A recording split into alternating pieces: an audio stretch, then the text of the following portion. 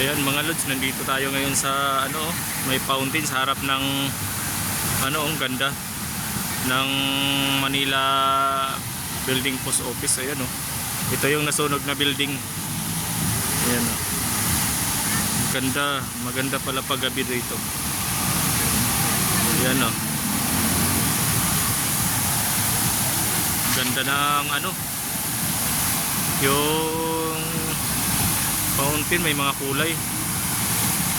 Ayan, iikot ko lang saglit ang aking video mga lods para makita nyo yung paligid.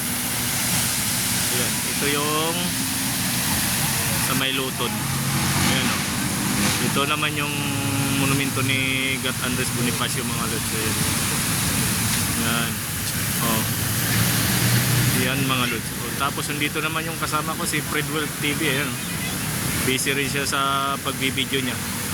Yan, hanggang dito na lang muli mga lods. Ayan, hanggang dito na lang muli tayo mga lods. Gabi na mga lods, pauwi na tayo. Ay, ikot ko lang ang camera. Napakaganda.